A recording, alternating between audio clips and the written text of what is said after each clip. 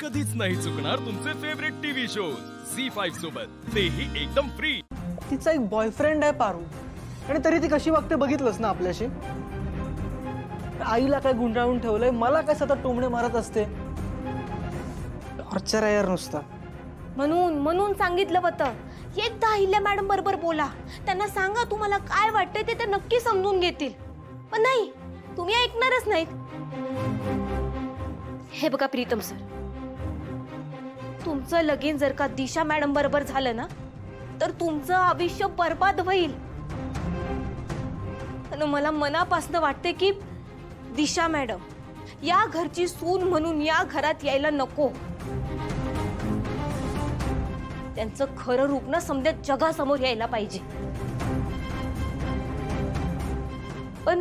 पण प्रीतम सर, हे आपण सबुरीनं आणि हुशारीनं वागायला पाहिजे।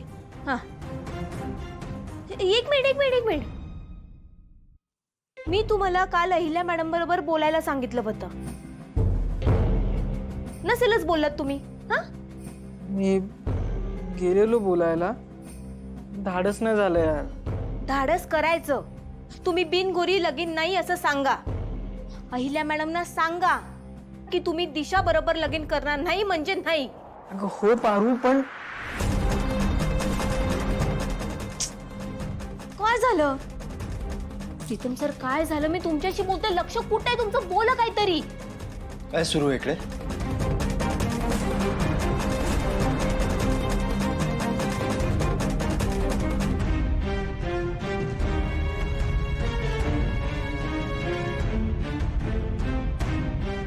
काय सुरू आहे इकडे?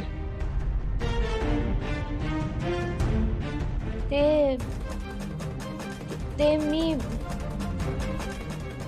म्हणजे मी प्रीतम सरांना समजवतेस का कान भरतीयस? तू प्रीतमचे कान भरतीयस दिशाच्या विरोधात? नाही, तसं अजिबात नाही। ते मी इनफ!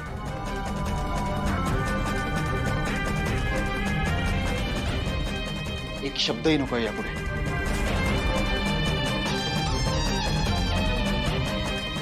प्रीतम आणि दिशाच्या लग्नाचा निर्णय आईने घेतलेला आहे,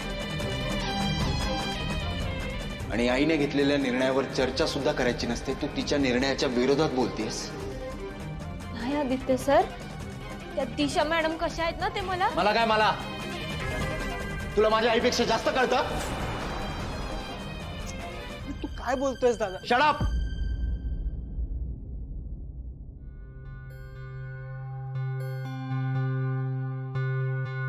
पारू, हे बघ, तुझ्या निरागसपणामुळे ना बऱ्याचशा गोष्टी खपून जातात आणि चूक आहे।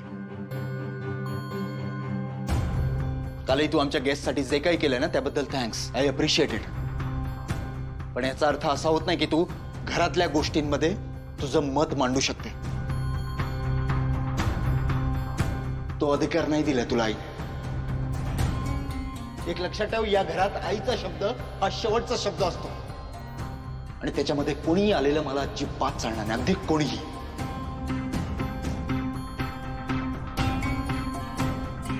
आणि हिचं सोड, ती नवीन आहे, अल्लड आहे, पण तुला कळत नाही, लहान आहेस अजून।